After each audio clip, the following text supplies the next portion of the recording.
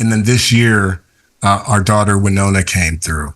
And so I'm actually in this other spectrum of really delving into the feminine and seeing all women through the eyes of my daughter and my experience with women through, this baby, beautiful girl, right? This was my entire transformation as a past, I cheated on every girlfriend I ever had, had so many different toxic, I was just a toxic person.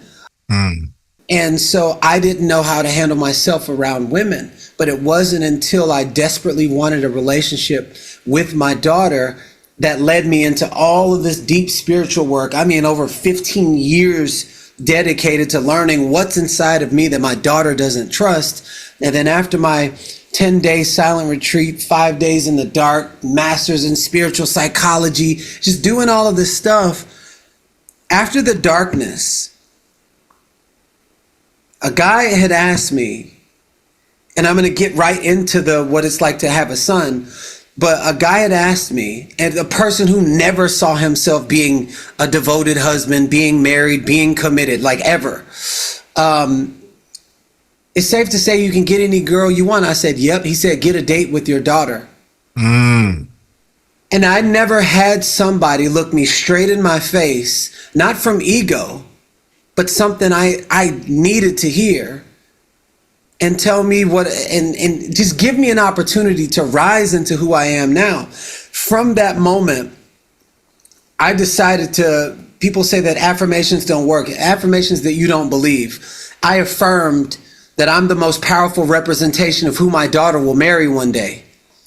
That affirmation shifted how I was vibrating and the way that women started just coming around me saying, I've never felt safe in the presence of another masculine man who didn't want anything. I didn't know that was a thing until who I was being by desperately wanting the relationship with my daughter was opening up a part of my heart I never even let my mom in. So it took the affirmation to create the identity for me to be that embodied version. And then from there, this is what I do. I'm like the example of for the women, the divine masculine. He was like, he creates the safest containers.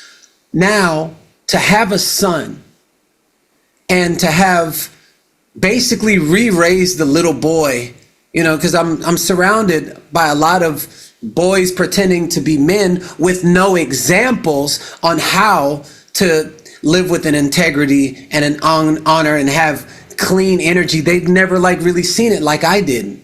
And so supporting so many men in this community, supporting myself, supporting my brother, I feel like God says, now you are ready to lead in such a way where men are going to start trusting you to lead them to their rightful, it's like to their rightful air or their rightful honorable vibration, rather than the same thing that we're used to, which is I'm going to say one thing and I'm going to embody a completely different characteristic. Right. What I say, how I feel, and how people experience me it's through and through the same thing. So to have a boy knowing that I get to raise the next generation of man from a harmonized perspective, it's by far one of the greatest gifts I know God has bestowed upon my life. Beautiful. And it's going to be hard and you're going to be tested, and we prayed for it. And that's the big thing for parents and for myself to remember. It's like, when it gets hard, remember we prayed for this. Yeah. We prayed for these opportunities, for the hard, for the challenge, for the opportunity. I have this thing, just being I was in martial arts for 15 years and studied to be a samurai for 2 years and was an ex-professional athlete. So my brain is wired for high performance. And so anytime I would ask coach to train me for a big race, I would be tested hard. So anything that I do that I know that's like I'm up to something big, it unlocks the equal of its resistance.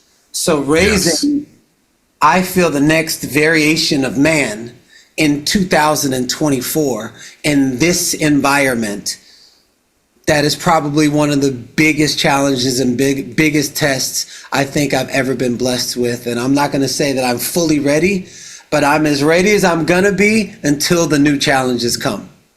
Yeah. It's in the preparation. You know, prepared is a great word. And it's like prepared for the unknown. Yeah. That's the ultimate preparation. And that comes through deep healing work. That comes from the plant ceremonies. That comes from actually having gone through it before, from being time tested. And you are one who is time tested. I don't know a lot about your story, but you actually first came into my awareness around music.